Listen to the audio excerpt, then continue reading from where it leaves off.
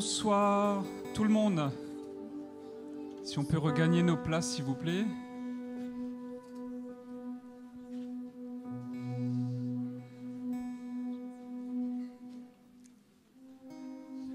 Alléluia. Voilà, soyez tous bienvenus, frères et sœurs. Nous croyons que nous sommes encore au bon endroit ce soir, que nous avons fait les bons choix d'être là ce soir, parce que c'est un endroit où le Seigneur va encore nous parler. Il va encore nous équiper. Nous voulons être comme ces vierges sages qui viennent pour chercher l'huile, parce qu'on en aura besoin, frères et sœurs, pour aller jusqu'au bout. Et nous croyons que le Seigneur va nous parler au travers de son serviteur, au travers de son esprit. Il va encore construire nos vies, il va nous équiper, parce qu'il y a un héritage qui nous attend au devant, frères et sœurs. On veut garder nos yeux et avoir cette espérance vivante dans nos cœurs. Amen. Alléluia. Seigneur Jésus, combien, Seigneur, c'est encore un réel privilège, Seigneur, d'être là ce soir. Seigneur, de pouvoir entendre ta voix pour nos vies, Seigneur. De pouvoir, Seigneur, être éclairé, Seigneur, sur la manière dont tu veux que nous marchons, Seigneur, jusqu'à ton retour, Seigneur. Seigneur, équipe-nous encore ce soir. Seigneur, que ton serviteur puisse nous parler de ta part. Que ton esprit soit à l'œuvre dans nos cœurs, Jésus. Que tu puisses encore nous éclairer, nous équiper, Seigneur. Et Seigneur, que nous puissions persévérer jusqu'au bout, Seigneur. Merci pour ta grâce et ta fidélité ce soir, Jésus. Amen.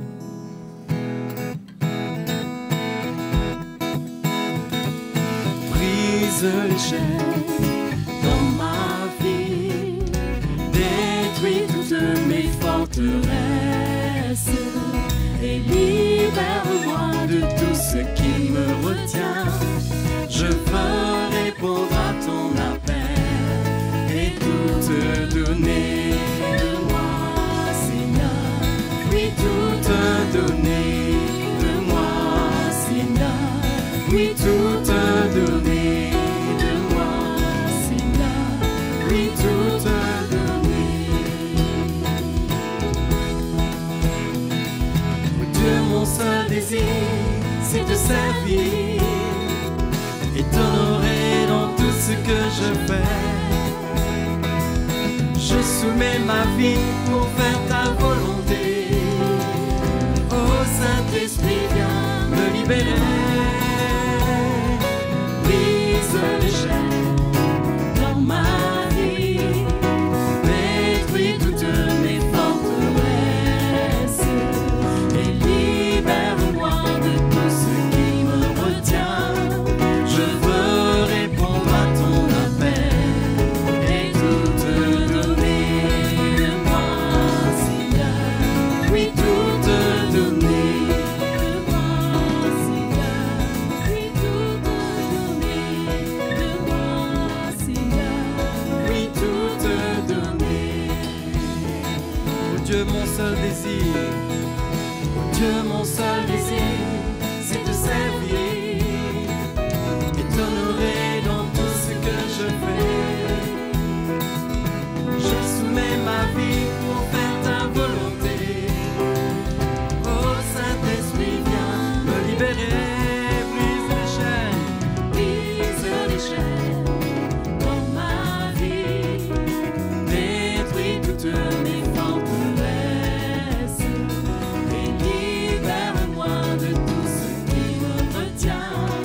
Je veux répondre à ton appel et tout te donner de moi, Seigneur. Oui, tout te donner de moi, Seigneur. Oui, tout te donner de moi, Seigneur. Oui, tout te donner. Oui, tout te donner de moi, Seigneur. Oui, tout te donner de moi, Seigneur. Oui, tout te donner de moi, Seigneur. Oui, tout te donner. Alléluia, Jésus. Alléluia, Seigneur. Nous voulons tout te donner de nous, Seigneur. Alléluia. Alléluia. Le Seigneur est notre force. Alléluia. Seigneur, Seigneur Saint, tu es ma force et ma forteresse.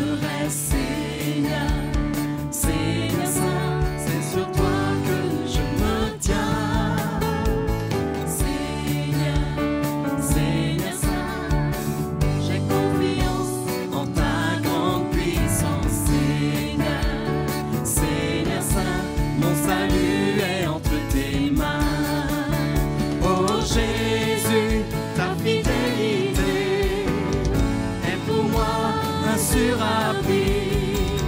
Je me réjouis dans ton amour, je me réjouis en toi. Oh Jésus, c'est par ta victoire que je suis délivré. Je me réjouis dans ton amour, je me réjouis en toi. Seigneur, Seigneur Saint, tu es ma force et ma forteresse. Seigneur, Seigneur Saint, c'est sur toi que je me tiens. Seigneur, Seigneur Saint, j'ai confiance en ta grande puissance. Seigneur, Seigneur Saint, mon salut est entre tes mains. Oh Jésus, ta fidélité est pour moi un sûr abri. Je me réjouis dans ton amour, je me réjouis en toi. Oh Jésus, c'est par ta victoire que je suis délivré. Je me réjouis dans ton amour, je me réjouis. Jésus, oh Jésus, ta fidélité est pour moi un sûr abri. Je me réjouis dans ton amour, je me réjouis en toi. Oh Jésus, c'est par ta victoire que je suis délivré. Je me réjouis dans ton amour, je me réjouis en toi. Je me réjouis dans ton amour, je me réjouis en toi. Je me réjouis dans ton amour, je me réjouis en toi. Alléluia Jésus, alléluia Seigneur. T'adorons ce soir Seigneur, nous inclinons nos cœurs devant toi Seigneur Jésus, devant ta grandeur Seigneur Dieu Tout-Puissant. Alléluia, oh alléluia. Combien tu es bon Seigneur Jésus, alléluia.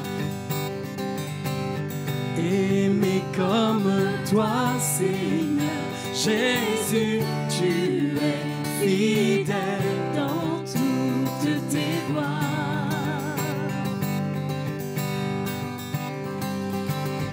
Oui, je veux vivre en toi seul et m'offrir comme toi Seigneur. Chaque jour tu répands ta grâce sur moi.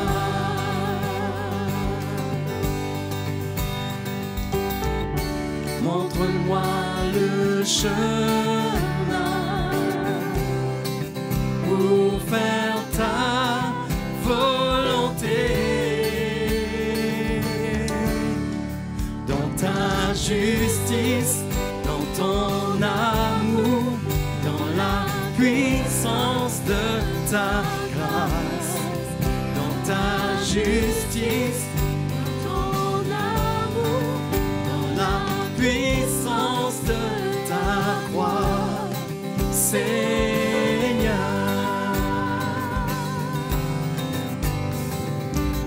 Je veux être comme toi et aimer comme toi, Seigneur. Jésus, tu es fidèle dans toutes tes voies.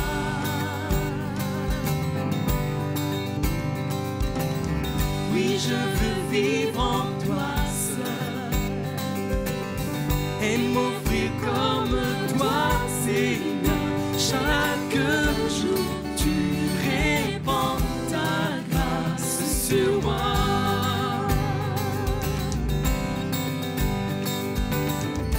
Montre-moi le chemin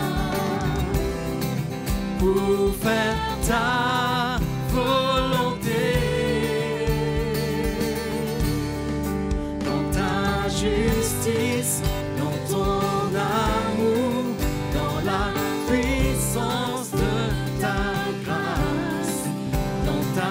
justice, dans ton amour, dans la puissance de ta croix. Seigneur, dans ta justice, dans ton amour, dans la puissance de ta grâce, dans ta justice, dans ton amour, dans la puissance de ta croix. Seigneur, montre-moi le chemin, Seigneur.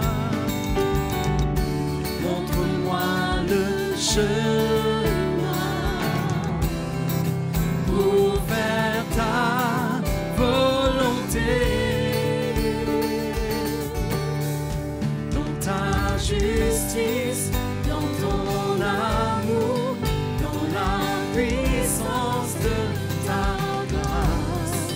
Dans ta justice, dans ton amour, dans la puissance de ta croix. Seigneur, dans ta justice, dans ton amour, dans la puissance de ta grâce.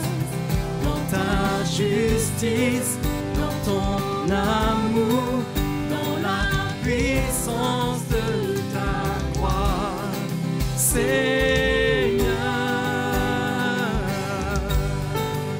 alléluia, Jésus. Alléluia, Seigneur. Oh, nous t'adorons, Jésus. Oh, montre-nous le chemin, Seigneur. Conduis-nous, Seigneur, dans ta vérité, dans ta justice. Alléluia, Seigneur Jésus. T'adorons, Seigneur. T'adorons, Seigneur Dieu Tout-Puissant. Alléluia. Alléluia, Jésus. T'adorons notre Seigneur. Alléluia. Alléluia. Tu es bon, Seigneur Jésus. Nous t'adorons ce soir, notre Dieu. Alléluia. Alléluia. Plus que tous les trésors que l'on me tend, plus que tout rêve accompli, plus que tous les plaisirs chers à ce monde, je n'ai qu'un seul désir.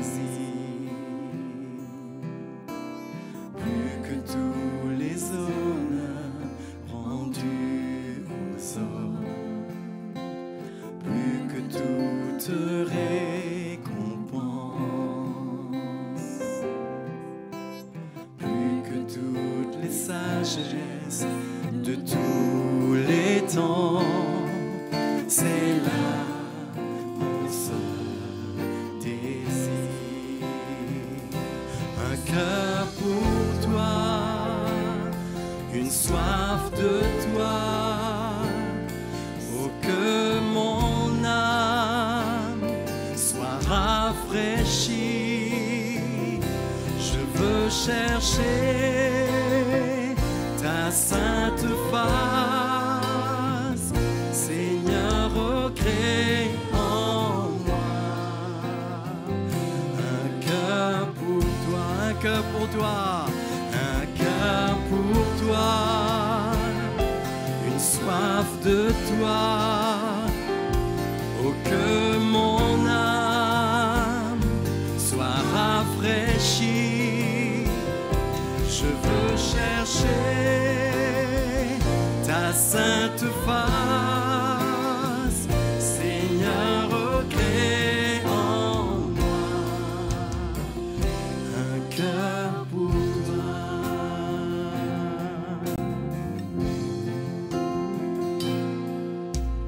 Plus que tous les trésors que l'on me tend, plus que tout rêve accompli,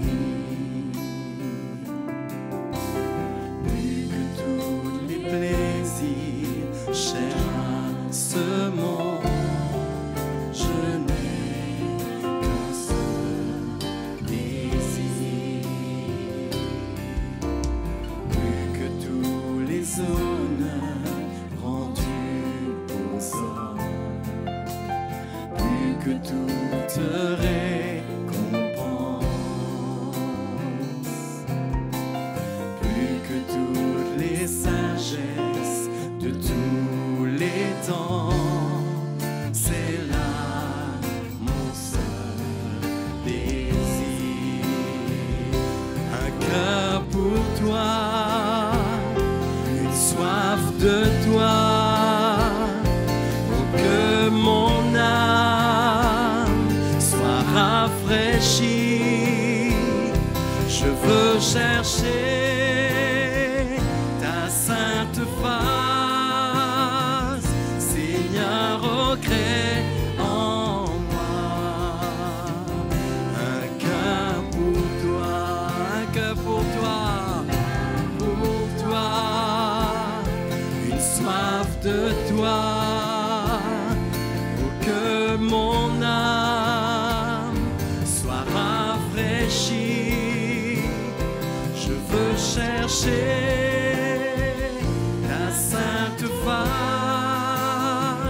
Seigneur, recrée en moi un cœur pour toi. Alléluia, un cœur pour toi, une soif de toi, pour que mon cœur soit rafraîchi. Je veux chercher ta sainte face, Seigneur, recrée en moi, Seigneur, recrée en moi, Seigneur, recrée en moi un cœur pour toi. Alléluia. Oh Jésus, oui Seigneur Jésus, viens créer en nous un cœur pour toi, qui cherche ta présence, Seigneur, qui cherche ta justice, oh Dieu Tout-Puissant. Alléluia, nous t'adorons, notre Dieu. Alléluia, Jésus. Oh, notre Seigneur, nous t'adorons. Alléluia. Alléluia, Seigneur. Oh, merci, Jésus. Merci, Seigneur, Dieu Tout-Puissant. Alléluia. Tu es grand, Seigneur Jésus.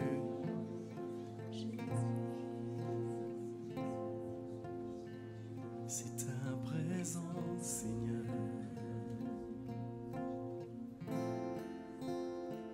C'est ta présence, Seigneur, que je ressens.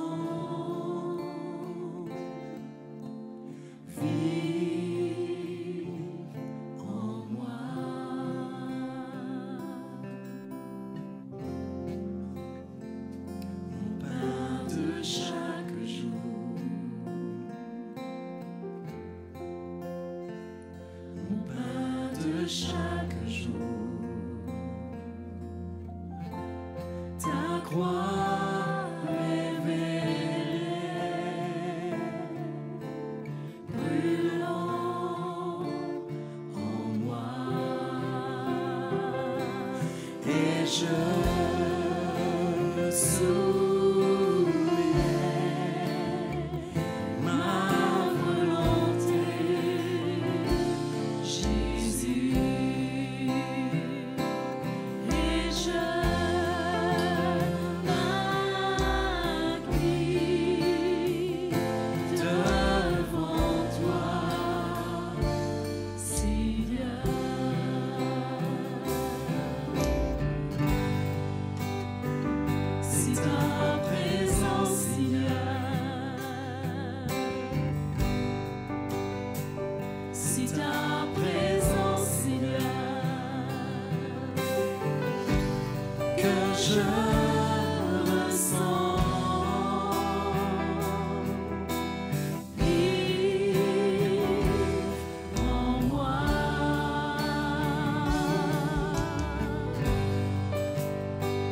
Mon Père.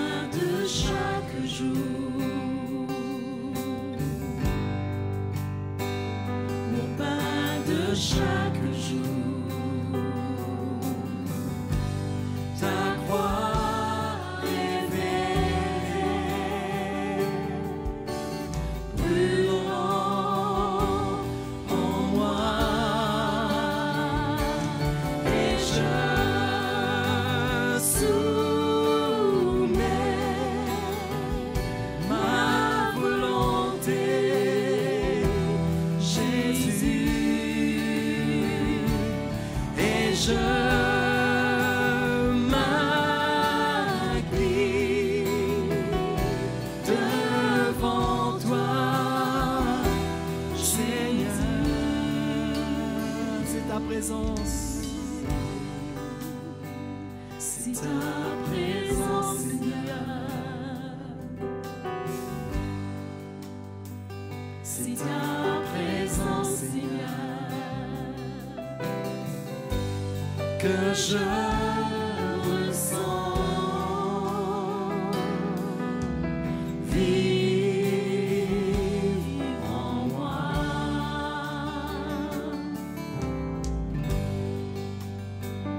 Mon pain de chaque jour. Mon pain de chaque jour. Ta croix révélée,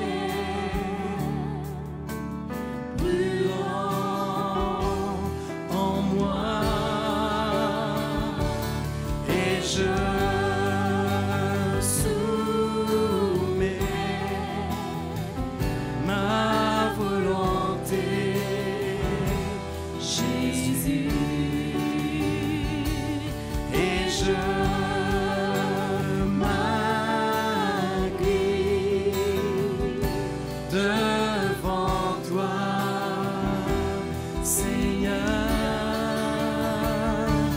et je soumets ma volonté, Jésus, et je m'incline devant toi, Seigneur.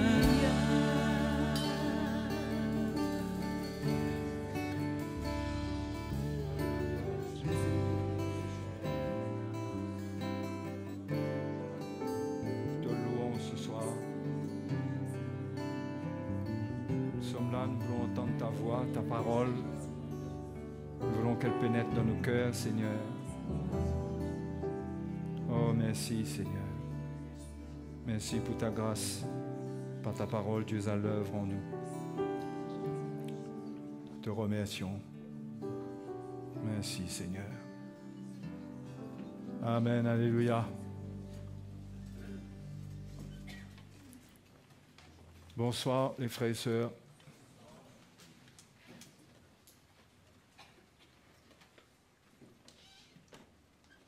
Les frères et sœurs qui persévèrent avec le Seigneur.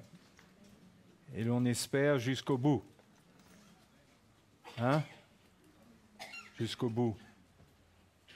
Le but, c'est de finir la course. C'est pas faire un bout de chemin avec le Seigneur, c'est finir la course. C'est pourquoi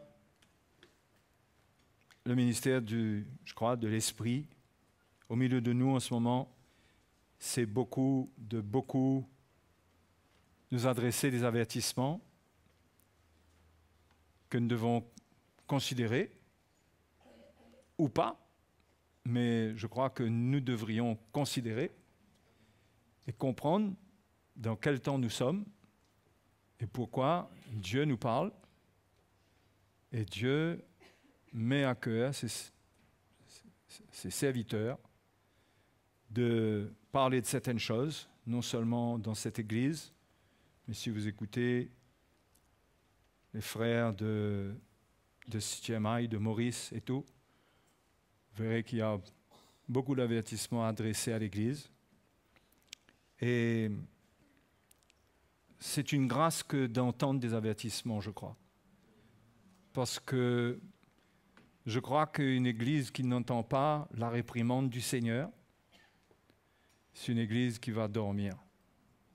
Dormir d'un mauvais sommeil, difficile à réveiller, profond. Hein? Donc ce soir, j'aimerais vous partager un petit peu sur les églises de l'Apocalypse. Je ne sais pas si vous réalisez,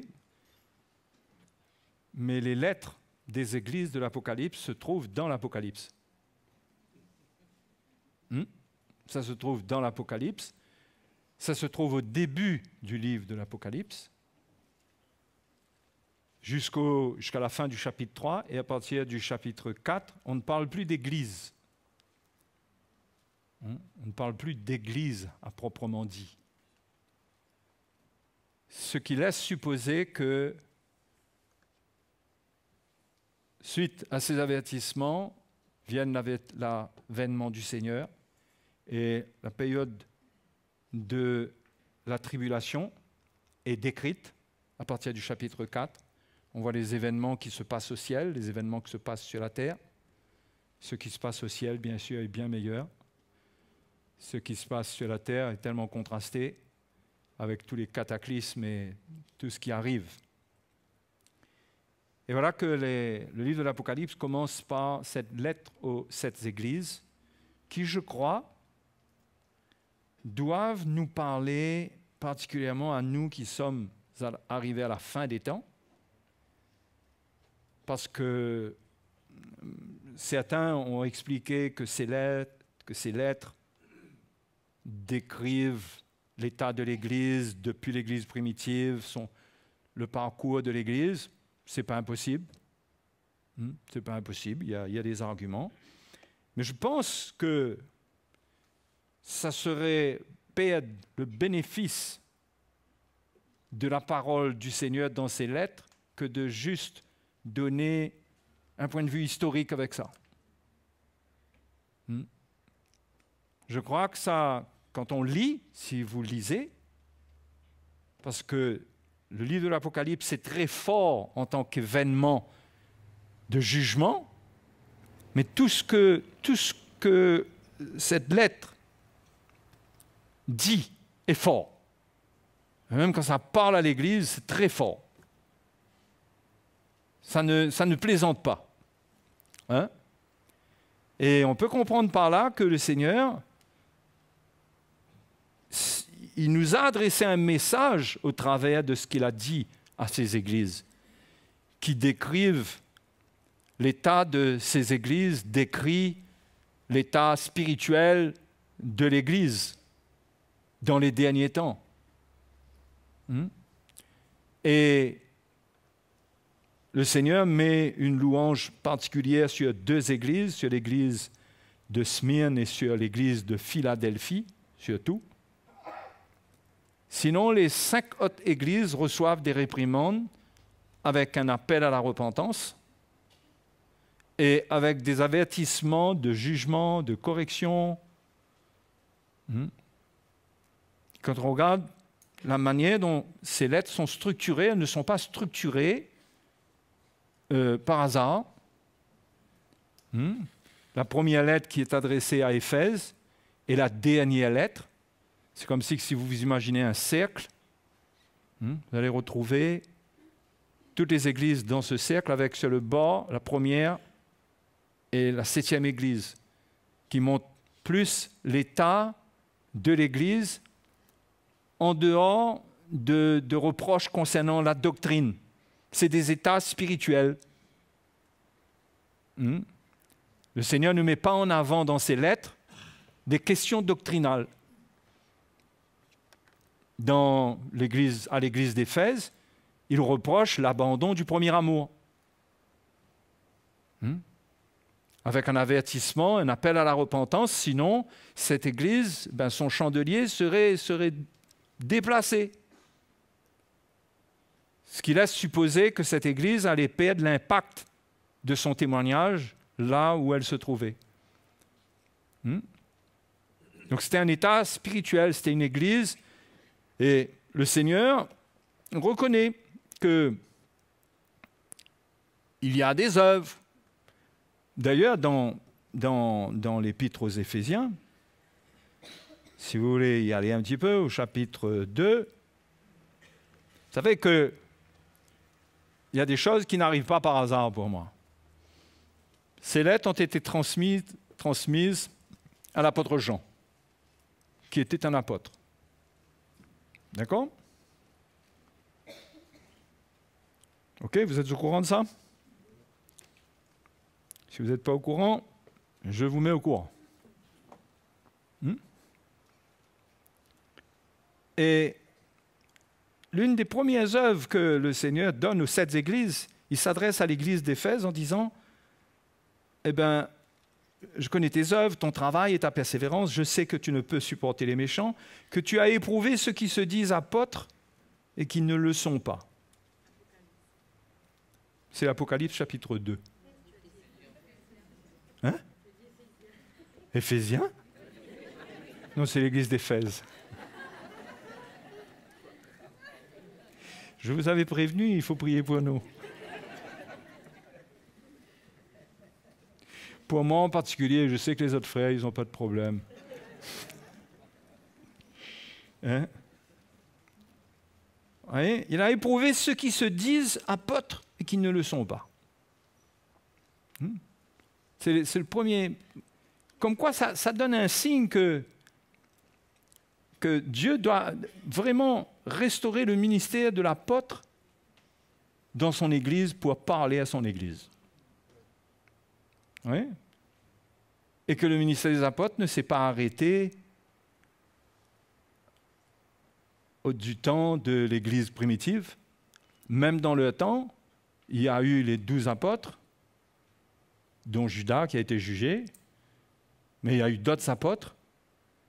Et s'il n'y avait pas possibilité d'avoir d'autres apôtres, ça ne serait pas écrit ici, ça. Parce qu'il a éprouvé ceux qui se disent apôtres et qui ne le sont pas. Donc il y avait des apôtres qui l'étaient. D'accord? Ça, c'est une lettre qui a été écrite en l'an 90-95.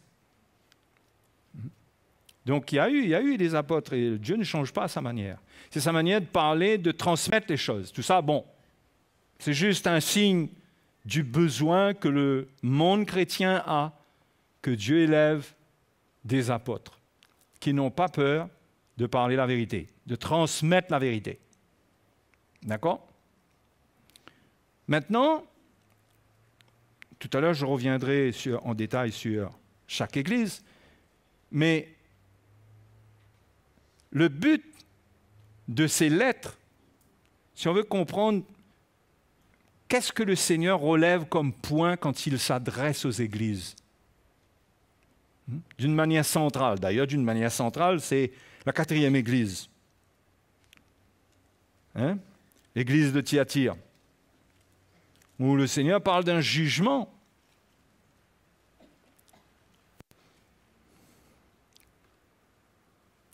Il dit ce que j'ai contre toi au verset 20 du chapitre 2, c'est que tu laisses la femme Jézabel qui se dit prophétesse enseigner et séduire mes serviteurs, etc., etc. Et là, le Seigneur va parler d'un jugement. Il dit, je frapperai de mort ces enfants et toutes les églises connaîtront que je suis celui qui sonde les reins et les cœurs. Et je rendrai à chacun de vous selon ses œuvres. Est-ce que le Seigneur veut faire connaître à toutes les églises? C'est qu'il est celui qui sonde les reins et les cœurs. C'est-à-dire que le Seigneur, il regarde à notre cœur. Il regarde profondément en nous. Et quand vous regardez les églises, certaines églises, même la première église, l'église d'Éphèse, mais quand on commence avec l'église d'Éphèse, on a l'impression qu'ils vont avoir 20 sur 20 à l'examen. Je connais tes œuvres, ton travail, ta persévérance. Je sais que tu ne peux supporter les méchants, que tu as éprouvé ceux qui se disent apôtres, qui ne le sont pas, que tu les as trouvés menteurs, que tu as de la persévérance, que tu as souffert à cause de mon nom et que tu ne t'es point lassé. Mais ce que j'ai contre toi. Et là, on voit celui qui sonde les reins et les cœurs. Il voit que l'Église a perdu son premier amour. Donc, Dieu regarde à nos vies en scrutant nos cœurs. C'est dans notre cœur qu'il vient chercher la réalité de notre vie chrétienne. Parce que nous pouvons avoir des œuvres comme l'Église d'Éphèse. On dirait que c'est une église, quand on regarde, elle a souffert, elle s'est séparée des faux apôtres, elle a travaillé, il y a eu de la persévérance, on dirait que c'est impeccable. Mais en regardant au fond, le Seigneur voit qu'ils ont perdu leur premier amour. Or, c'est ça qui compte pour le Seigneur. C'est ça qui compte. Et c'est ça qui pouvait les disqualifier malgré tout ce qu'ils faisaient. Vous réalisez? Comme quoi c'est facile d'être une église, de faire des œuvres, de prétendre être dans beaucoup de choses, mais être en train de se disqualifier malgré tout. C'est pourquoi je vous dis que c'est une grâce, premièrement, d'être sous une autorité apostolique. C'est une grâce. Ça permet à la voix du Seigneur de faire entendre des choses particulières qui secouent l'Église. C'est une grâce. Parce que ça nous met dans le contexte des lettres de l'Église, des églises de l'Apocalypse. Ça nous met dans leur contexte. Le Seigneur nous parle. Le message de la croix vient et scrute notre cœur par ce message. Dieu sonde les reins. Il regarde qu'est-ce qui est dans notre pensée, qu'est-ce qui nous anime. Qu'est-ce qui nous motive? Il faut comprendre que la vie chrétienne, c'est une relation avec le Seigneur où on doit permettre à Dieu de scruter, d'examiner notre cœur et de nous faire entendre ce qu'il voit dedans. Vous comprenez? Et souvent, on n'est pas prêt à entendre ce que le Seigneur veut nous montrer dans notre cœur. Et quand il le fait, on vient montrer nos œuvres. On vient montrer ce qu'il devrait voir et qu'il devrait reconnaître. Mais je fais ceci, mais je fais cela, mais j'ai renoncé à ceci et à cela. Vous voyez? Mais le Seigneur veut nous montrer l'état de notre cœur. Et il a frappé fort dans l'église de Thyatire. Il dit, je frapperai de mort ces enfants. Il a secoué le centre même, la 4e église dans le milieu. Il dit, pour que toute l'église sache que je suis celui qui sonde les reins et les cœurs. Je frapperai de mort ces enfants. Il voulait que ça soit connu que lui, il sonde les reins et les cœurs. Toutes les églises. C'est pourquoi le Seigneur, il n'y a pas de problème, il reconnaît. Mais quand il reconnaît tout ce qui est fait là, ce n'est pas des louanges qu'il fait là. Finalement, il montre qu'avec ces choses-là, on peut être malgré tout en train de s'éloigner de lui. Notre cœur s'éloigne de lui. Et si vous regardez de l'autre côté, l'église de Laodicée, elle était en grand danger, l'église de Laodicée. C'était la dernière église. C'est l'église de la tiédeur. Jésus dit, puisque tu es tiède, je te vomirai de ma bouche. C'est des états spirituels. L'un avait perdu son premier amour, l'autre était devenu tiède. Ces deux églises, on dirait que leur état se rapproche. Mais l'église de Laodicée est arrivée plus loin. Ils étaient tièdes. On peut supposer que quand on perd l'amour, pour moi, on perd le message de la croix qui ne permet pas à Dieu de nous faire entendre ce qu'il voit dans notre cœur. Quand on perd ce message, on est en route pour devenir des gens tièdes. On va être tiède. On va avoir des oui mais. On va être irrésolu. On va avoir des limites dans le don de notre vie. C'est ça la tiédeur. Hein? C'est un état spirituel qui est trompeur. C'est trompeur tout ça. Quand vous regardez abandonner son premier amour, mais pourtant, il sert le Seigneur. L'église de Laodicée était dans une grande autoséduction parce qu'elle s'était dit, moi je suis riche, je n'ai pas besoin de personne. J'ai besoin de personne, je me suis enrichi. J'ai ce qu'il faut, je vois. Et le Seigneur dit, tu ne sais pas que tu es pauvre, que tu es nu, que tu es misérable. Il y avait de la séduction. Leur état charnel les séduisait et ils ne le réalisaient pas. C'est pourquoi on a besoin de la vérité qui sort de la bouche de Dieu pour secouer nos vies. Et on doit crier au Seigneur pour un ministère du Saint-Esprit qui secoue nos vies. Hein?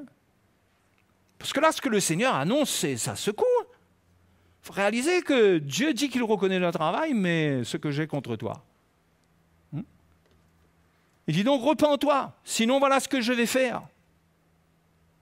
Moi, je crois qu'il faut être ouvert, en tant qu'Église à la fin des temps, à entendre comme les églises de l'Apocalypse, à entendre la réprimande du Seigneur. Quel est notre état? En tant qu'Église et aussi personnellement. Parce que ce qui est dit dans ces lettres, tout d'abord, ça concerne l'Église, mais ça concerne chacun de nous personnellement. Il y a des choses qui concernent chacun de nous personnellement. Et il nous faut être ouverts pour trouver, Seigneur, mais qu'est-ce que tu as contre moi? Oui, le Seigneur peut avoir des choses contre nous. Ah, mais c'est quoi ce langage-là? Hein? Mais c'est ce que la parole de Dieu dit, c'est Jésus qui parle là. Il dit, ce que j'ai contre toi, ça ne veut pas dire qu'il ne les aime plus. Ça veut dire ce qu'il n'approuve pas.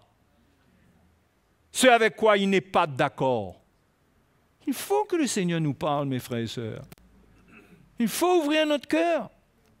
Et aux Laodicéens, il leur a dit, eh ben, parce que tu n'es ni froid ni bouillant et que tu es tiède, je te vomirai de ma bouche.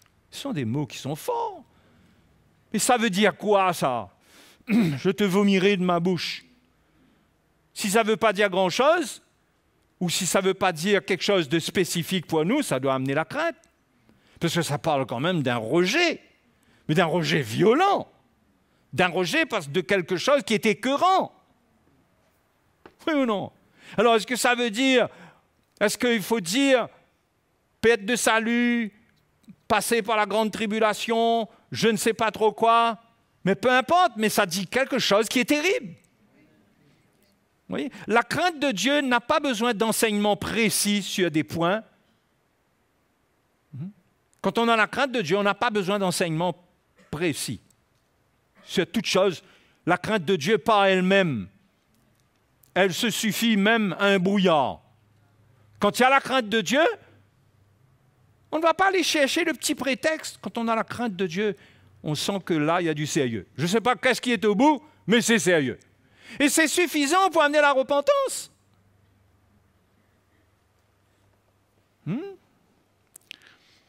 Donc, dans ces églises d'Éphèse, on voit ça, là. On voit la réprimande du Seigneur. Mais en même temps, le cœur du Seigneur est là avec l'Église parce qu'il dit que celui qui a des oreilles, il dit à celui qui vaincra, je donnerai à manger de l'arbre de vie qui est dans le paradis de Dieu. Il laisse des récompenses pour celui qui arrivera à vaincre. Celui qui vaincra. Et à la fin de toutes les lettres, pratiquement, c'est celui qui vaincra, celui qui vaincra, celui qui vaincra. Et le Seigneur promet les récompenses.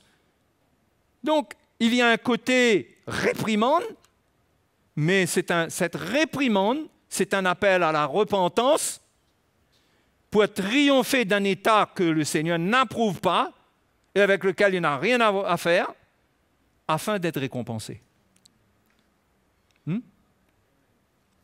Et c'est de ce genre d'évangile qu'on a besoin, mes frères et sœurs. Il faut prier que Dieu amène l'atmosphère de ce genre d'évangile qui, en même temps, que ça nous encourage, mais en même temps, ça nous secoue, en même temps, ça nous permet d'examiner notre cœur, en même temps, ça nous permet de parvenir à la repentance. mais pas un évangile de la Odyssée, où on devient tiède, et pourtant le Seigneur leur a parlé. Et on ne réalise même pas qu'on est en train de se perdre et qu'on est sur le point d'être vomi par le Seigneur. Mais quelle mauvaise surprise, si ça arrive. De croire qu'on est riche, qu'on a besoin de personne, qu'on a tout, et se retrouver tout d'un coup vomi par le Seigneur. Donc les frères et sœurs, ça c'est les deux extrêmes, ça, l'église d'Éphèse et l'église de la Odyssée. Ensuite, vous avez 3 églises, ou plutôt vous avez 2 églises pareilles qui viennent dans le 2e siècle, un petit peu plus au milieu. Il y a l'église de Smyrne et il y a l'église de Philadelphie. C'est les 2 seules églises qui reçoivent des louanges.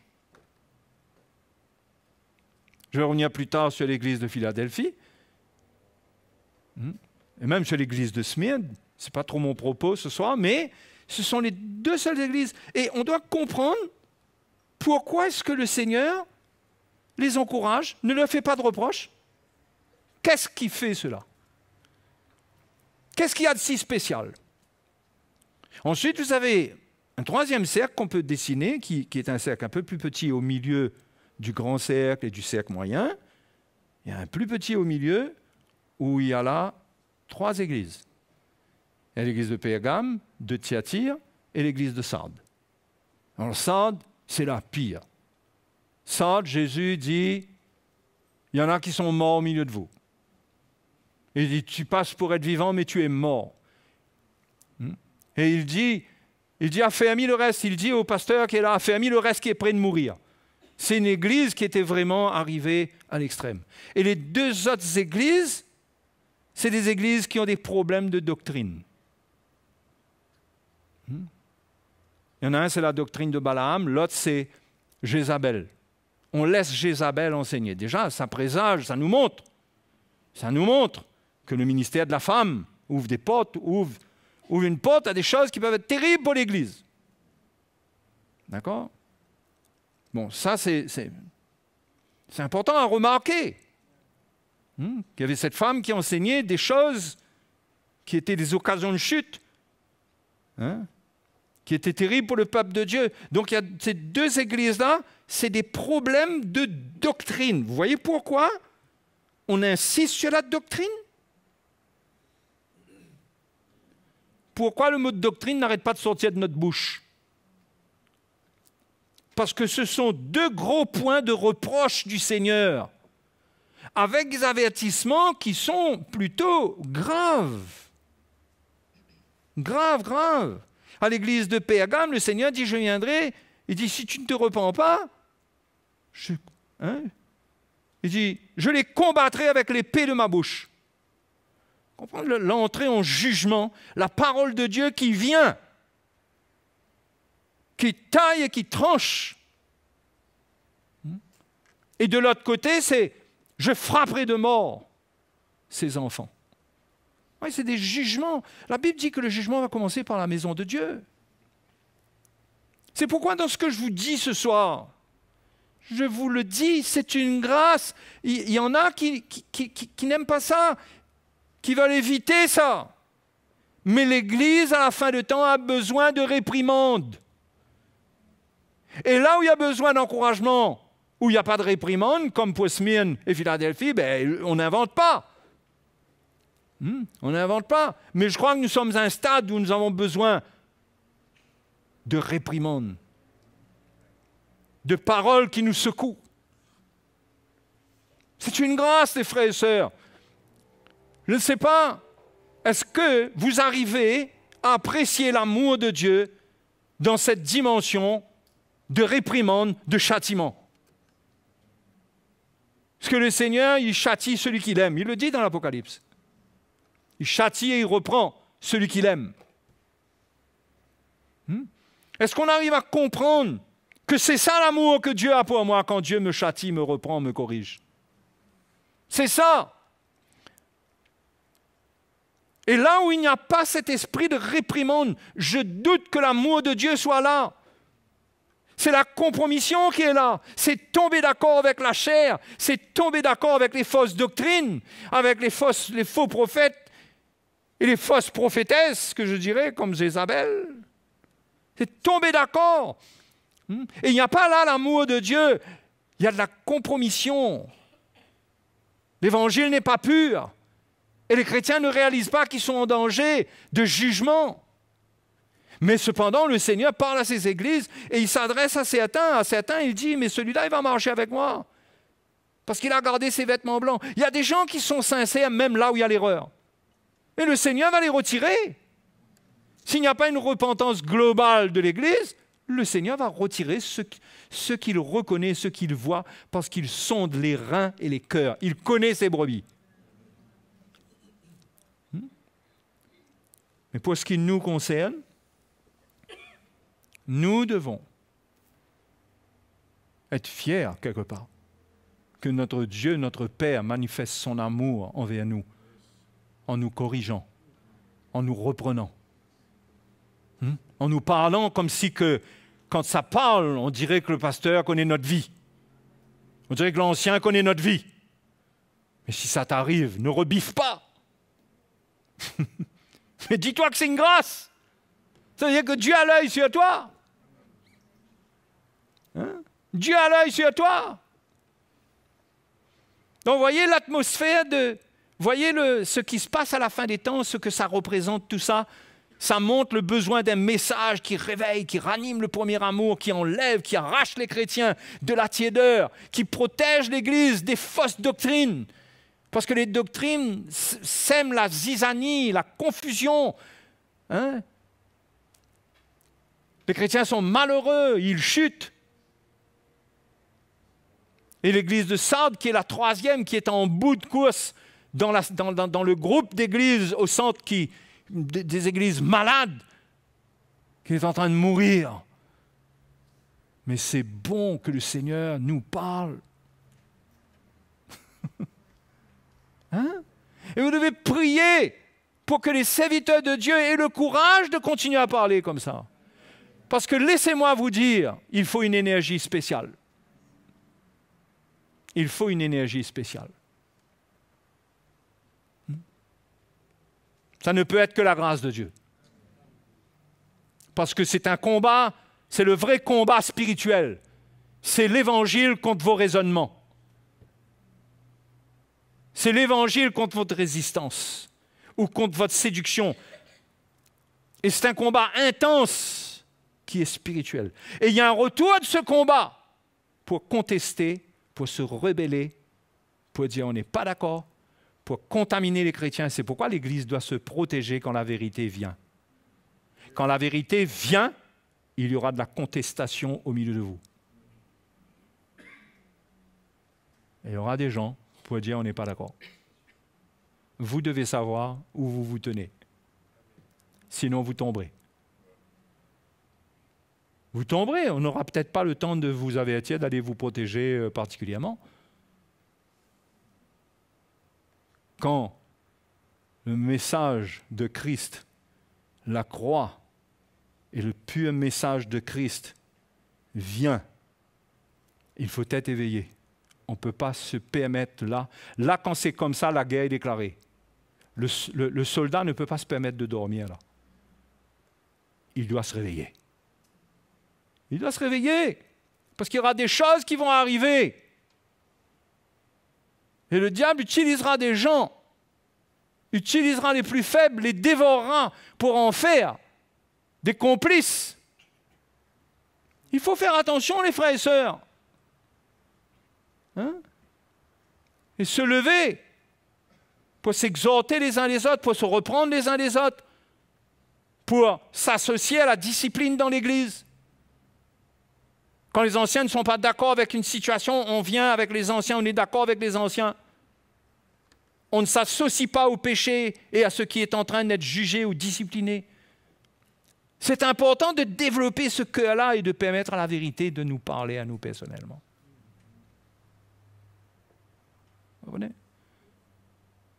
Si on n'a pas ça dans notre cœur, n'oubliez pas, c'est une question de cœur, c'est dans le cœur. Vous savez, l'Évangile traite le cœur. Quand les églises se laissent aller, dans leurs œuvres, tout ce qu'ils font, tout ce qui est mis sur pied, quand chacun arrive à montrer ses œuvres, ce qu'il accomplit et tout. C'est pas ça, ça n'impressionne pas le Seigneur. Le Seigneur regarde le cœur. Où est ton amour pour moi? Est-ce que tu es tiède, c'est-à-dire, est-ce que tu es hésitant pour faire ma volonté? Parce que quand on est tiède, on a un oui, mais. Oui, mais. Mais quand on est bouillant, on fait toutes choses sans murmure ni hésitation. Donc le Seigneur veut nous parler pour nous réveiller. Alléluia. Pour ne pas arriver à être comme l'église de Sardes. Je ne crois pas qu'on les appelait les sardines, mais elles étaient mortes dans une petite boîte en tout cas.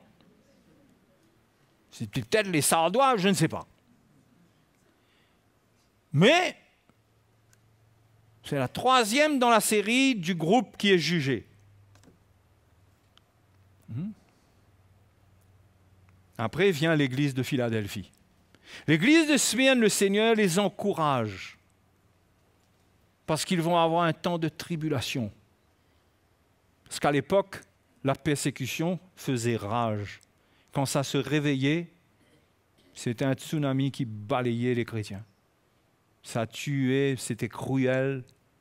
Mais le Seigneur encourage l'église de Smyrne à être ferme, à ne pas renier son nom. Il dit, celui qui vaincra n'aura pas à souffrir la seconde mort. C'est des chrétiens. Excusez-moi, mais dans ma logique de petite tête, sans avoir une grande révélation, pas besoin d'une grande révélation quand le Seigneur dit ça pour comprendre que si on n'arrive pas à vaincre, qu'est-ce qu'il en sera de nous? À ce niveau. Parce que là, ils avaient à vaincre le reniement. Parce qu'ils allaient mourir comme martyrs. Il fallait qu'ils tiennent ferme. Et le Seigneur leur a dit de tenir ferme. Là, c'était à ce niveau-là, là, qu'ils ne renient pas le Seigneur. Dans quelle situation on peut se retrouver un jour? Et ces paroles peuvent devenir vraies pour nous. Mais là vient une église intéressante, l'église de Philadelphie. L'église de Philadelphie au chapitre 3,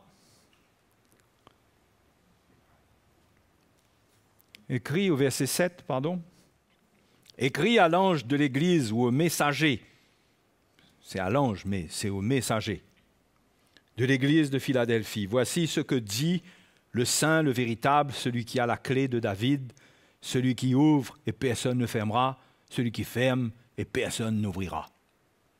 Oui, ça c'est une promesse qui se trouve dans le prophète Ésaïe. Il ne suffit pas d'aller prendre des promesses dans la parole de Dieu et de confesser.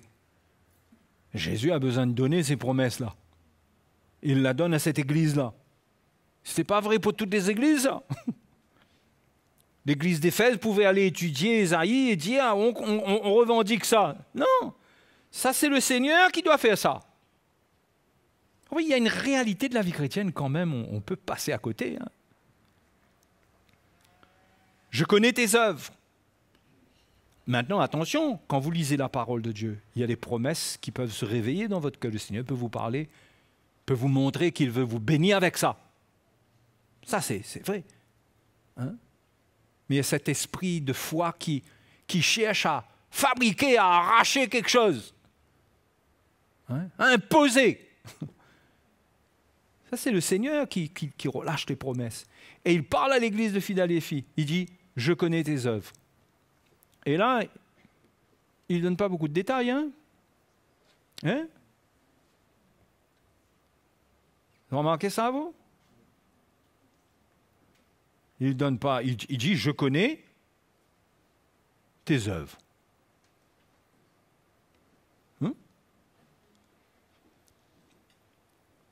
Pas de détails, pas qu'est-ce que tu as fait, tout ça. Mais il va parler de certains points intéressants. Je connais tes œuvres.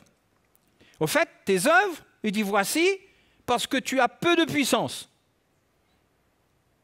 Tu as peu de puissance. Voici tes œuvres, tu as peu de puissance. Les autres églises présentaient des œuvres qui montraient de la puissance, non? Quand on regarde. Dans leurs activités, dans ce qu'ils faisaient, il y avait des choses qui se passaient, on dirait qu'il y avait un mouvement. Mais ici, c'est comme si le Seigneur dit, je connais tes œuvres. Voici parce que tu as peu de puissance. On dirait que là, c'est le contraire des autres. La manière que ça commence, on dirait qu'ils vont prendre un coup de chabouk. Oh, c'est le contraire. Et ça nous montre que le Seigneur regarde le cœur. Et il dit, voici, tu as peu de puissance. Peut-être qu'au milieu d'eux, il n'y avait pas autant de guérisons, autant de miracles que dans les autres églises. Il n'y avait pas beaucoup de choses. Peut-être aussi que ça parle de leur manque de puissance, même naturelle, puisque Paul dit aux Corinthiens que Dieu a choisi les choses faibles du monde pour confondre les fortes. D'accord? Peut-être. Mais quand je relis ça à « je connais tes œuvres », c'est que finalement, tes œuvres, tu n'en as pas beaucoup. Tu as peu de puissance. Tu as peu de puissance. Ce n'est pas qu'ils ne servaient pas le Seigneur, au contraire. Mais il n'y avait pas une grande démonstration comme les autres. Là. Les autres avaient de la démonstration. Ils avaient une enseigne. Hein? C'était un gros panneau, quoi. Ici, bio, machin, l'autre là-bas, ils vendaient peut-être de chouchous. Ce n'était pas le grand truc. Voici parce que tu as peu de puissance que tu as gardé ma parole et que tu n'as pas renié mon nom. J'ai mis devant toi une porte que personne ne peut fermer. C'est-à-dire qu'il y a des choses que eux, ils n'avaient pas encore, ils n'avaient pas vécu. Mais le Seigneur a regardé à leur cœur. Le Seigneur a regardé à leur cœur. Il a dit, pour toi, tu as peu de puissance, mais parce que tu as gardé ma parole, j'ouvre une porte pour toi. Et une porte que personne ne peut fermer. Hein? Une porte, j'ai mis devant toi une porte ouverte que personne ne peut fermer. Et croyez-moi, le Seigneur est avec eux, les Philadelphiens.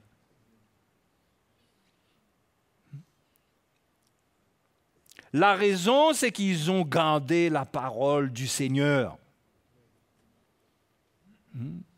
Cette parole qui travaille le cœur, qui enseigne l'endurance, qui enseigne comment souffrir avec Christ, permettre le changement dans le cœur. C'est cette parole-là que Jésus veut qu'on garde. Et eux, ils n'avaient pas de grande démonstration extérieure. Mais le Seigneur a dit, j'ouvre devant toi une porte que personne ne peut fermer. Voici, je te donne quelques-uns de ceux de la synagogue de Satan qui se disent juifs, qui ne le sont pas, mais qui mentent. Voici, je les ferai venir se prosterner à tes pieds et reconnaître que je t'ai aimé. Il y aurait eu comme si, vous savez, quand la Bible parle des portes, souvent Paul en parle, ce sont des portes pour l'évangélisation. Et ici, le Seigneur trouve un petit peuple. Je ne sais pas combien ils étaient, mais trouve un peuple qui est simple. Et remarquez que dans Luc, Jésus dit, petit troupeau, ne crains pas, le Seigneur a trouvé bon de te donner le royaume. Vous savez, Dieu cherche des gens humbles, pas ceux qui sont dans le grand flafla. Il cherche des gens humbles, simples, et peut-être qu'ils trouvent en eux comme si ils n'ont pas vraiment de puissance. Mais ce n'est pas ça qui compte, c'est est-ce que tu gardes la parole du Seigneur. C'est ça qui compte en premier avant tout. Le reste, Dieu peut ouvrir des portes. Dieu peut nous utiliser de toutes sortes de manières à partir du moment où on garde sa parole. Hein? Verset 10. Parce que tu as gardé la parole de la persévérance en moi, je te garderai aussi à l'heure de la tentation, ou plutôt, la version anglaise dit, de l'heure de la tentation. C'est différent, hein? Parce que je te garderai à l'heure de la tentation, c'est-à-dire que tu vas expérimenter l'heure de la tentation, je te garderai dedans. Mais je te garderai de l'heure de la tentation, ça veut dire que je ne permettrai pas que tu ailles dedans. Et beaucoup pensent que ce genre de choses-là, ça peut parler du fait qu'une telle église, le Seigneur lui promet de ne pas aller dans la grande tribulation. Parce que le mot tentation, dans le grec, c'est le même mot que pour épreuve. Vous comprenez? C'est le même mot. Donc, c'est traduit tentation, de temps en temps épreuve, mais il faut bien regarder le contexte pour comprendre de quoi il s'agit. C'est une heure de tentation ou une heure d'épreuve. Parce que, regardez ce qui est écrit après, l'heure de la tentation qui va venir sur le monde entier, donc ça ne parle pas de certaines épreuves, ça parle de quelque chose de global qui va visiter la terre. Il semblerait que ça parle de la tribulation, de la période de la tribulation. Pour éprouver les habitants de la terre, je viens bientôt. Retiens ce que tu as afin que personne ne prenne ta couronne. Voyez la promesse, 2 choses que cette Église reçoit, comme 2 promesses. Il y a 2 promesses importantes. Il y a une porte qui est ouverte. Certains disent même que la porte, c'est la même porte que Apocalypse chapitre 4, où le Seigneur, où Jean monte, la porte est ouverte au ciel et il monte. Il dit que c'est une image de l'Église qui monte. Parce qu'à partir de ce moment-là, il n'y a plus l'Église à partir du chapitre 4. Il y en a qui disent cela. Peut-être. Peut-être. Mais je n'ai pas besoin de ça pour conclure que là, le Seigneur donne à cette Église une promesse. L'histoire de la première porte, c'est qu'il y a des choses spéciales que le Seigneur leur réserve avant l'enlèvement de l'Église. Il y a une porte, il y a quelque chose que Dieu lui-même, il va ouvrir une porte et personne ne pourra fermer. Ça, c'est l'Église qui garde la parole de la persévérance. La parole de la persévérance, mes frères et mes sœurs, je n'arrive pas à mettre d'autres mots dessus que le message de la croix. Parce que la croix est le message qui instruit à persévérer ou à endurer. Le message de l'endurance. Prendre sa croix, apprendre à souffrir, apprendre à supporter, être patient quand on est éprouvé, s'exercer à la patience, à l'endurance. Garder cette parole, ne pas chercher d'échappatoire. Garder cette parole. Quand on souffre dans notre foyer, ne pas entrer dans un divorce. Où que l'on soit, quand on souffre dans l'Église parce qu'il y a des choses qui nous arrivent, eh bien, qu'on ne fuit pas. C'est la parole de la persévérance. On fait face, on pardonne. Quand il y a un conflit, on apprend à pardonner. C'est la parole de la persévérance ou de l'endurance ou de la patience. C'est le message de la croix qui transmet cela. Et les Philadelphiens, avaient gardé ce message. Les autres étaient avec Jézabel, avec ses prophéties. Vous comprenez l'histoire là? Étaient avec le mouvement de prophétie, la puissance de Dieu. La puissance. Le Seigneur dit à cette église, je connais tes œuvres, voici, tu as peu de puissance. Voici comment on te voit. Mais moi, je vais faire quelque chose. Et mes frères et mes sœurs, moi, j'ai foi pour nous que Dieu, il y a un moment où il va ouvrir une porte. Je ne peux pas dire que ça va se faire, parce qu'on ne peut pas prendre ce qui est écrit là, faire du copier-coller dans l'Église, mais je vois qu'il y a un encouragement que Dieu nous donne si nous gardons le message de la croix dans notre vie, si nous le pratiquons, si nous comprenons de quoi il s'agit. Et c'est comme ça qu'on l'honore, si on permet à ce message de venir sonder nos reins et notre cœur et nous changer. Si on permet à Dieu de nous parler et qu'on endure à sa réprimande, si on permet tout cela, il y a des choses intéressantes que le Seigneur peut faire.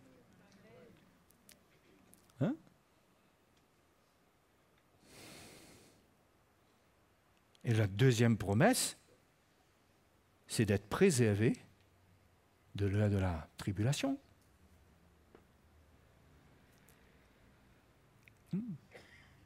Promesse qui n'est pas faite aux autres. L'église de Smyrne, apparemment, ils allaient mourir en martyrs, donc ils allaient se retrouver sur les nuées par la résurrection, beaucoup d'entre eux. Les autres églises, le Seigneur les appelle à la repentance. L'église de Laodicée, le Seigneur dit, mais tu continues comme ça, je te vomirai de ma bouche. Permettez-moi, quand même,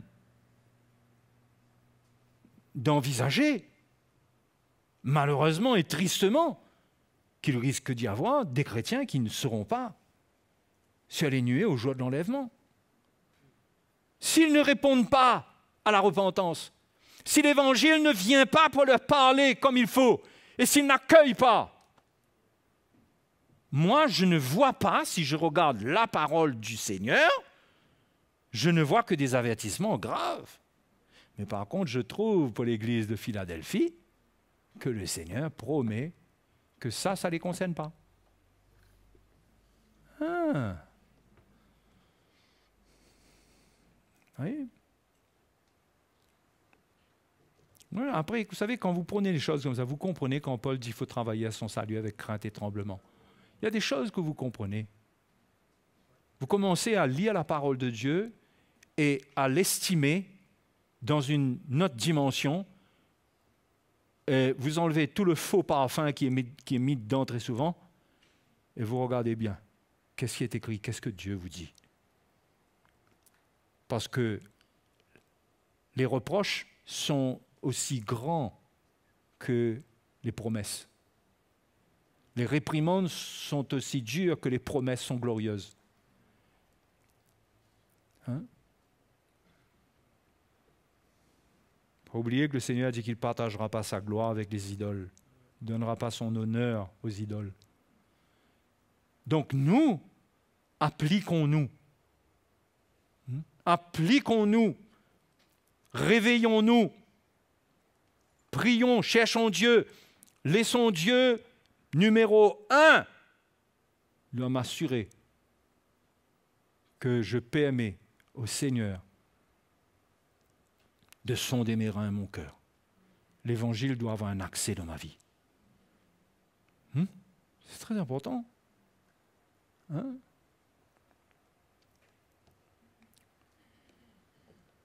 Les frères et les sœurs, l'œuvre de notre salut à la fin des temps, c'est Dieu qui va accomplir ça. Mais il va l'accomplir par la vérité.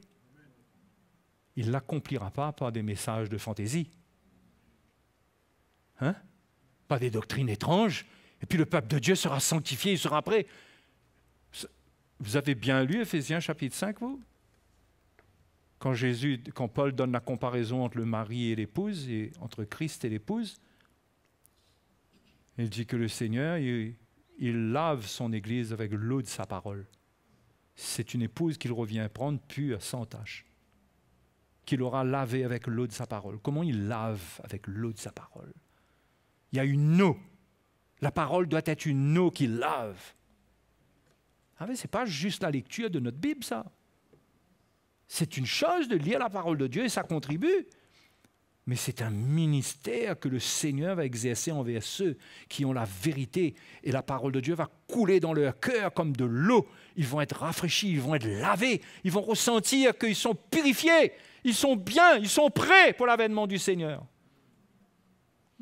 Donc l'important, c'est de garder la parole de la persévérance. C'est l'eau avec laquelle le Seigneur lave son Église à la fin des temps. C'est pour ça que personnellement, je ne crois pas que le Seigneur va revenir là. Hein. Mais on ne sait jamais. Hein. J'espère que vous comprenez, je ne suis pas en train de faire des pronostics, moi, là. Hein. D'ailleurs, mon pronostic ne va pas trop loin. Hein. Mais je ne crois pas. Je crois que le Seigneur a commencé à susciter le message de la croix. Il y a des milliers de pasteurs aujourd'hui qui s'intéressent à ce message. Vous savez, le réveil va venir. Hein. Chez ceux que Dieu destine à entendre, parce que Dieu sonde les cœurs, Dieu sait. Dieu décide quand il regarde les cœurs.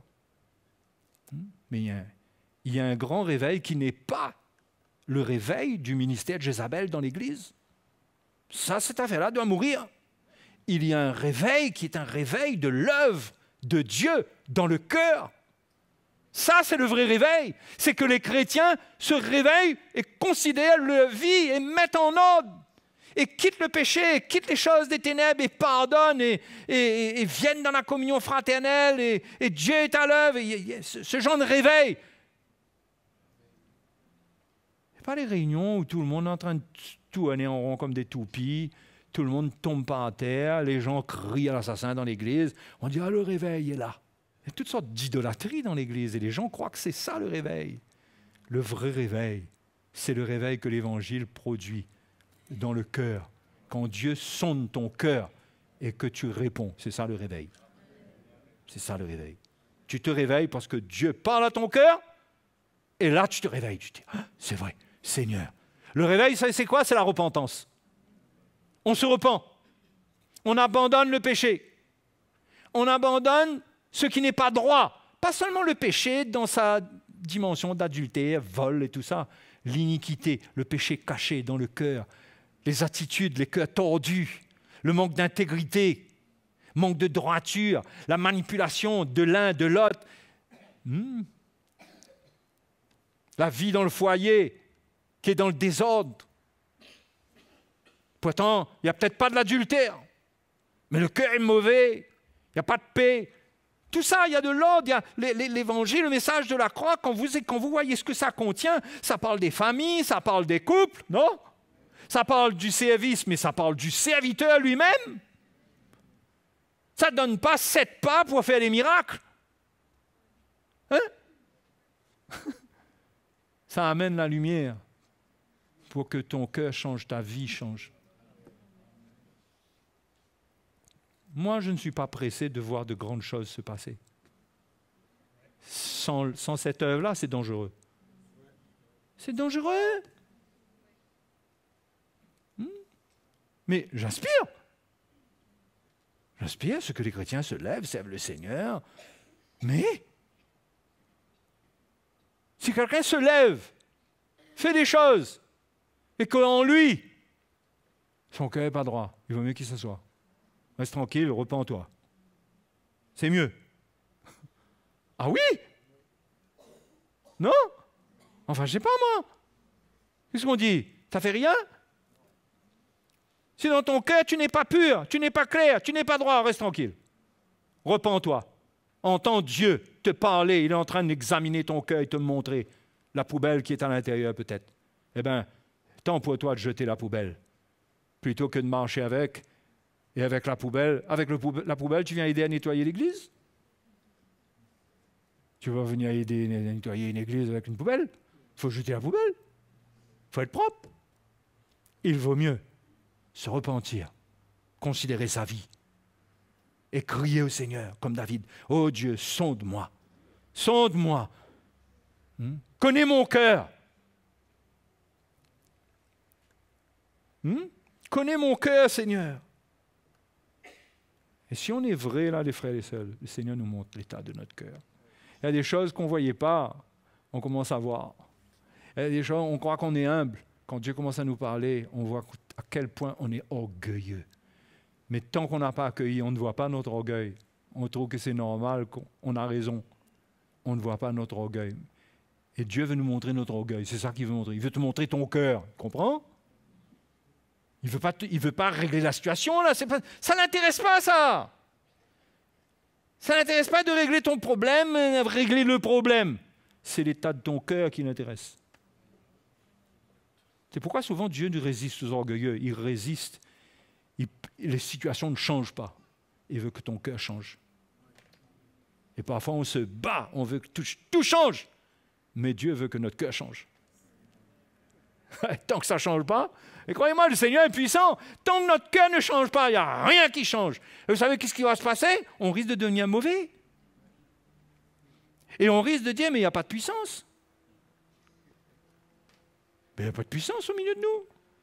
C'est normal, tu rejettes la puissance pour changer ta vie. Parce que l'Évangile est une puissance pour sauver, pour changer. Ce n'est pas une puissance simplement pour faire des miracles et faire que les gens sont animés de l'esprit. Il y a des choses étonnantes qui se passent. Non. Il vaut mieux qu'il y ait peu de ça, mais que tu gardes la parole. Au fait, quand vous réfléchissez, mes frères et sœurs, moins il y a des interventions surnaturelles, plus ça travaille votre cœur. Si on se mettait à prier et que toutes les prières étaient exaucées, ça serait facile. Ah Seigneur, change telle situation, telle affaire, change. Fini. Où est le travail dans ton cœur?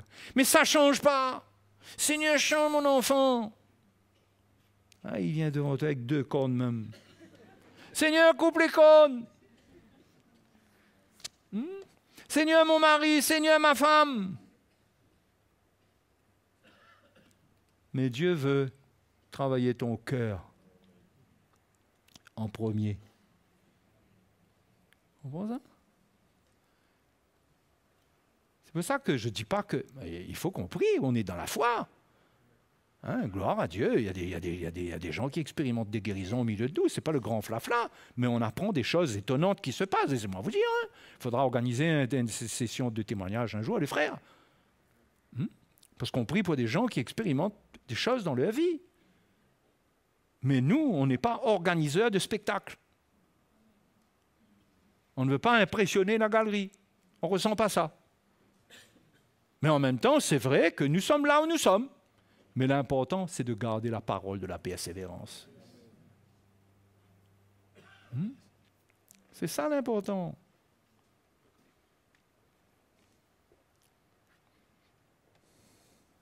Donc, avec ça, on a la promesse. Vous savez quelque chose? Je vais rapidement, j'essaye de le faire rapidement, parce que j'aimerais comme rectifier quelque chose, mais en même temps, vous allez voir.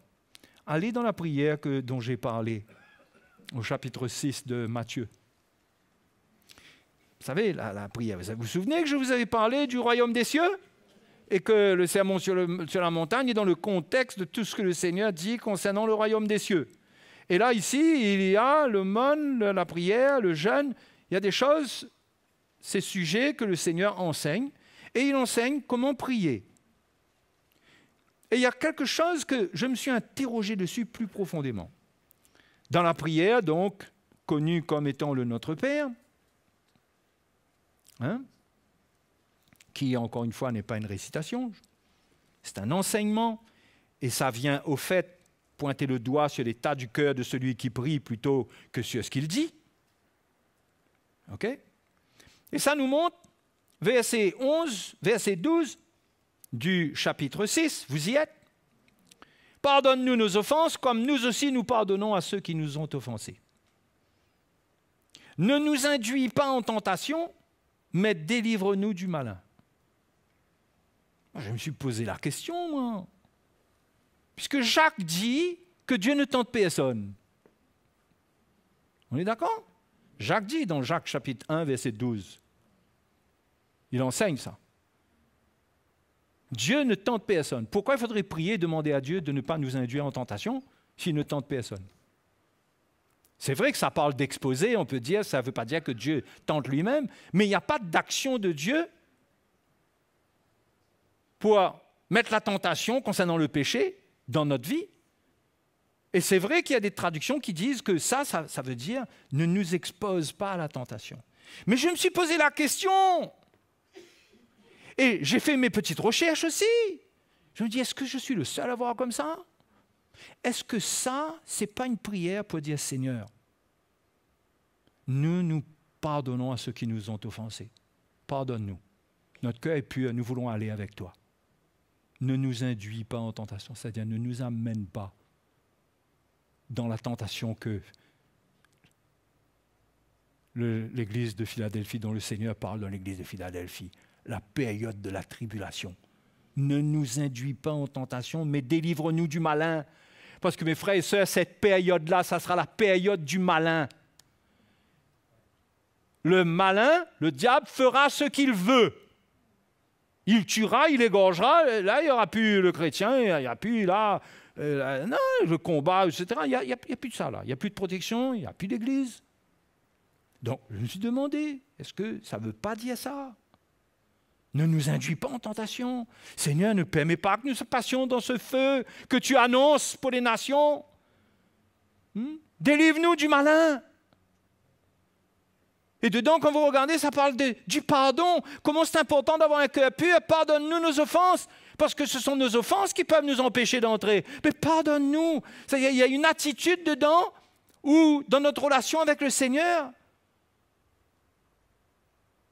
on cherche le Seigneur concernant notre vie, ce qui ne va pas avec notre vie. Mais il y a un pardon de Dieu dessus, comme nous pardonnons. Comme quoi, c'est important de pardonner. Le cœur pur. Et c'est pourquoi le Seigneur dit que si vous ne pardonnez pas aux hommes, votre Père Céleste ne vous pardonnera pas non plus vos offenses. Ce qui peut vouloir dire que vous risqueriez d'être induit dans la tentation, d'être poussé dedans, d'être envoyé dedans. Si votre cœur est mauvais. Non? Il y en a qui vous dit, hein? Mais dans ce cas, quoi? Ça devrait être normal qu'on pardonne. On dit, ah bon, mais si jamais je n'ai pas pardonné, je ne suis pas sauvé alors. Mais pourquoi il faudrait que je ne pardonne pas? Tu es un chrétien? C'est quoi cette histoire-là? C'est comme si là, il faut accepter qu'on ne pardonne pas. Après, l'autre, on accepte quoi? Lui, il est encore dans l'adultère, l'autre là-bas, il est encore dans un truc qui n'est pas clair, et puis le Seigneur vient, et puis pourquoi il faudrait qu'il reste par terre avec l'amour que Dieu a? Et puis il a cru dans le Seigneur? Je ne vois pas ça. Et c'est normal, ça ne met pas une menace sur votre salut, ça. Vous avez la vie éternelle, vous êtes sauvés, les frères et les sœurs. Vous avez été justifiés. Mais vous avez été justifiés, ça veut dire que vous avez été pardonnés. Vous représentez l'Évangile, vous devez aussi pardonner. Mais c'est la moindre des choses pour un chrétien qui se dit chrétien. Pourquoi tout d'un coup se dire, ah bon? Oui alors. Non, la parole de Dieu me dit qu'il faut pardonner.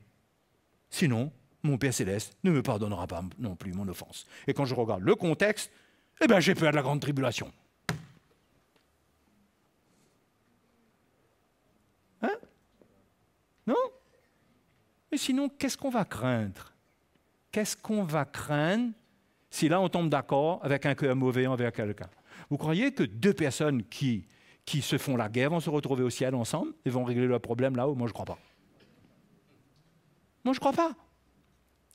Je crois que ne seront dans la présence de Dieu que ceux qui n'auront rien contre personne et contre personne qui sera présent. Ce n'est pas là-haut qu'on va aller voir le frère un tel dire « Finalement, heureusement, le Seigneur nous a pris quand même. Hein? Parce qu'on était en guerre, toi et moi. Hein? Oula, on a passé à côté. Hein? Moi, je ne crois pas. Je suis désolé, je ne crois pas. Non, je suis prêt de corriger dessus, je ne crois pas. Je crois que là-haut, ceux qui iront, leur cœur est pur. Ils ont pardonné, ils ont le cœur pur. Heureux ceux qui ont le cœur pur, car ils verront Dieu. Assure-toi que ton cœur est pur, tu n'as rien contre personne.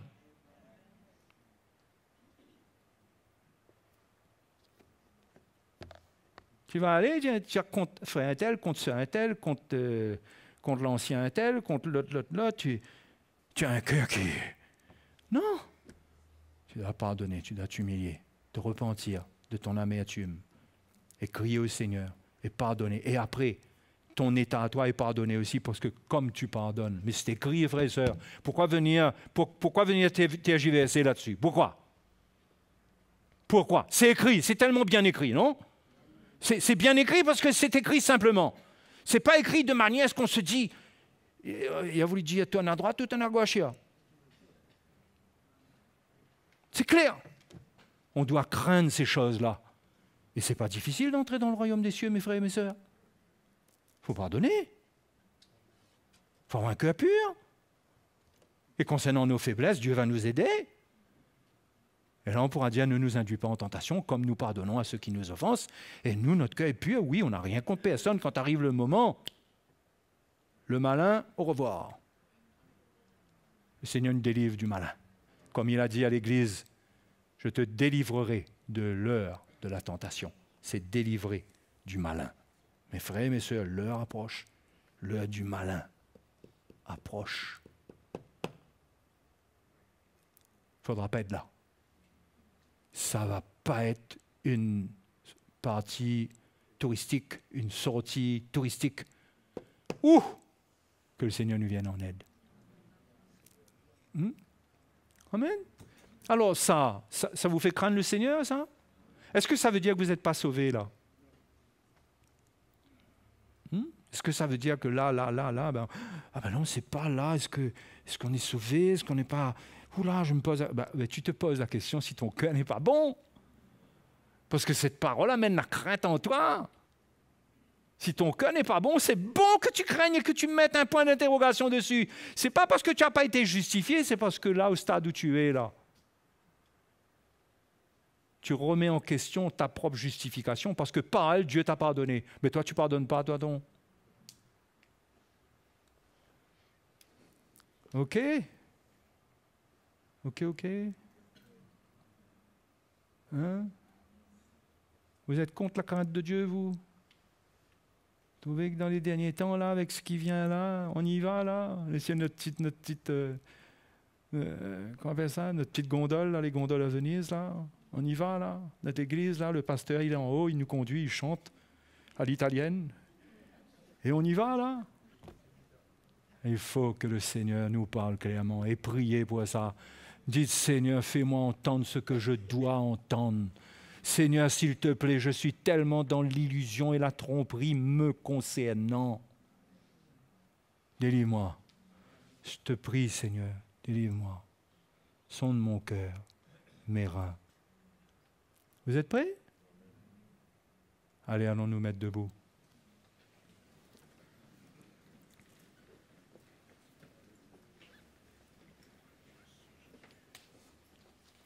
Moi, vous savez, aujourd'hui, je préfère prendre la parole de Dieu telle que je la vois comme ça. C'est tellement clair pour moi. Si demain, quelqu'un a une grande révélation, il me dit, mais tu sais, mais ceci, mais cela, et tout le monde, les yeux s'ouvrent, on voit qu'il y a une grande révélation quelque part. Ah, je change mon fusil d'épaule. Il faudra bien, hein, j'aurai un peu honte peut-être, mais je changerai mon fusil d'épaule. Mais moi, je vous dis que la parole du Seigneur, elle est claire devant nous. Elle est là. C'est pas compliqué. Jésus a dit qu'il faut entrer par le chemin resserré. Et il faut passer tout d'abord par la porte étroite. Ça veut dire quoi? Ça veut dire que ça ne va pas se faire comme ça. Ça ne va pas se faire comme ça. Il y aura un combat dans les derniers temps. Le diable va vouloir mettre des fardeaux sur vous, vous empêcher d'entrer. Il va vouloir vous mettre dans des choses, mes frères, mes soeurs, des découragements, des situations de famille, des situations de santé, des choses qui peuvent arriver, de la persécution, de la tribulation, des choses qui se lèvent contre vous. Il y a plein de choses qui peuvent se passer, qui vont se passer dans ces derniers temps pour vous empêcher de prendre le chemin resserré, et plutôt prendre le chemin large où c'est plus facile. Préservez-vous. Amen. Restez en bonne santé dans votre cœur. Restez à l'écoute de l'Évangile. Priez, cherchez le Seigneur.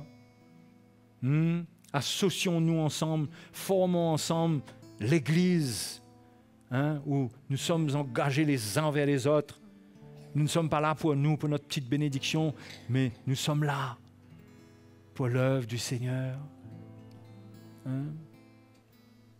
Alléluia. Oh, merci Seigneur. Ouais, on a besoin de la grâce de Dieu. Mais le Seigneur est avec nous. Tant que la vérité est là, le Seigneur est avec nous, mes frères et sœurs. Le Seigneur est avec nous. Il ne faut pas jouer avec le péché et l'iniquité. Il faut se repentir. Alléluia. Merci Seigneur. Merci de nous conduire par ton esprit, de nous parler comme tu as parlé aux églises de l'Apocalypse.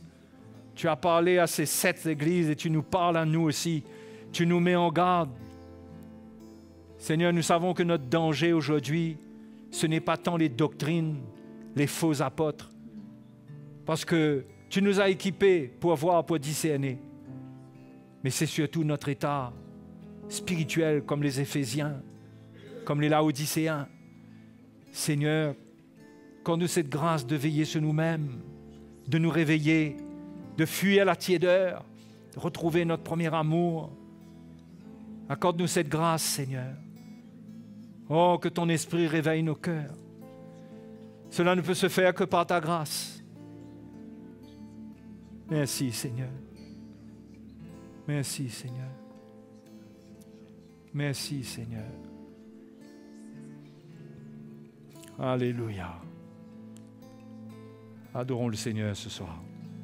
Et si vous avez une prière à faire entre-temps, si vous ressentez que vous n'avez pas fini là de parler au Seigneur, continuez à le faire. Sentez-vous libre. Et nous allons adorer le Seigneur. Faites-le librement mais discrètement pendant que tout le monde adore le Seigneur. Parlez au Seigneur. S'il y a une repentance qui doit prendre place dans votre cœur, faites-le. Ne soyez pas orgueilleux. Vous savez, le temps est fini de dire Ah, le message était bien, ça nous a éclairé. Il ne faut pas que le message t'éclaire. Il faut que le message percute ton cœur et trouve le péché qui est caché, s'il y en a un. C'est ça qu'il faut. Il ne faut pas de bons messages. Il faut des messages, il faut de la parole de Dieu qui extirpe ce qui n'est pas bon dans notre vie et qu'on accepte. Ça, c'est important. Alléluia. Allons adorer le Seigneur. Je veux, Jésus, te ressembler, parler comme toi, aimer comme toi, prendre ma croix et m'humilier, pardonner comme tu l'as fait. Je veux, Jésus, te ressembler, parler comme toi, aimer comme toi, prendre ma croix et m'humilier, pardonner comme tu l'as fait. Chantons ensemble, Alléluia, célébrons notre Seigneur, il est vivant, ressuscité, il revient bientôt nous chercher. Je veux, Jésus, te ressembler, parler comme toi, aimer comme toi, prendre ma croix et m'humilier, pardonner comme tu l'as fait. Chantons ensemble, Alléluia, célébrons notre Seigneur, il est vivant, ressuscité, il revient bientôt nous chercher. Chantons ensemble, Alléluia, célébrons notre Seigneur, il est vivant, ressuscité, il revient bientôt nous chercher, il est vivant, il est vivant, ressuscité, il revient bientôt nous chercher, il revient bientôt nous chercher.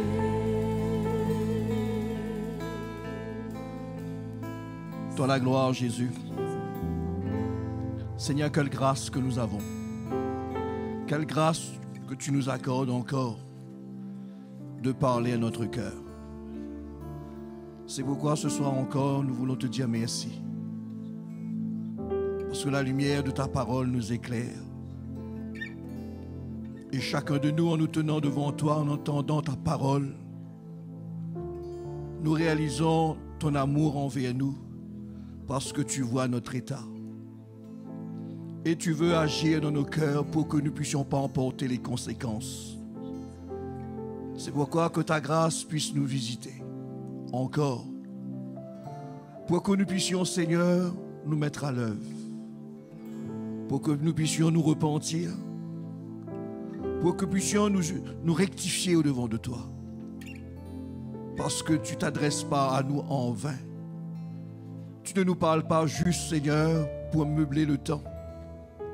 Mais tu nous parles pour nous montrer l'importance pour nous de nous obéir à ta parole, de nous aligner avec ta parole. C'est pourquoi ce soir, nous voulons te dire encore merci pour ta grâce, pour la lumière que tu emmènes dans nos vies. Tu nous rends conscients de notre état. Et nous réalisons, Seigneur, la tiédeur qu'il peut y avoir encore dans nos vies. Nous réalisons, Seigneur, que notre cœur, notre amour pour toi n'est plus le même. C'est pourquoi ce soir, nous brisons nos cœurs, nous nous humilions devant de toi. Seigneur, nous voulons te demander pardon. Pardon de ce que nous sommes. Nous avons entendu, mais nous sommes passés outre. Mais ce soir, nous voulons nous repentir devant toi. Nous voulons te demander pardon pour nos attitudes, pour notre manque de foi, manque d'obéissance, manque de respect, Seigneur, envers ta parole lorsque tu nous as parlé. Mais que ta grâce puisse nous toucher. Que ton Saint-Esprit puisse agir en nous ce soir et que nous puissions nous sanctifier davantage. Que nous puissions ouvrir notre cœur à ta parole. Seigneur, merci pour ta grâce. Et merci pour ce que tu fais dans nos cœurs ce soir. À toi la gloire, Jésus. Alléluia. Nous avons passé un moment extraordinaire avec l'Évangile, frères et sœurs. L'apôtre Paul nous dit ces choses nous ont été écrites pour notre instruction, nous qui sommes arrivés à la fin des temps, afin que nous n'ayons pas comme eux des mauvais désirs. Et quand ce soir j'entends le Seigneur s'adresser à nous à travers de ces lettres des églises qui nous ont précédés, eh bien nous réalisons que le cœur de l'homme reste le cœur de l'homme. C'est pourquoi lorsque nous entendons l'Évangile et que le Seigneur se sert de tous ces avertissements pour s'adresser à nous, nous avons besoin de la considérer. Amen. Nous n'avons pas seulement entendu ce soir la voix d'un prédicateur, mais je pense que le Saint-Esprit s'est adressé à la conscience de chacun de nous. Et chacun de nous, nous pouvons nous voir ce soir par rapport à ce que le Seigneur nous a communiqué. Nous allons peut-être rentrer chez nous, mais ce bon de pouvoir se tenir devant Dieu et de pouvoir ouvrir son cœur au Seigneur et de permettre à l'Esprit de Dieu de continuer à faire son œuvre en nous. Amen. Bonne soirée à vous. Que le Seigneur vous bénisse. Un cœur pour toi, une soif de toi. Oh, que mon cœur rafraîchit. Je veux chercher ta sainte face, Seigneur, crée en moi un cœur pour toi, un cœur pour toi, une soif de toi. Oh, que mon cœur soit rafraîchi. Je veux chercher ta sainte face, Seigneur.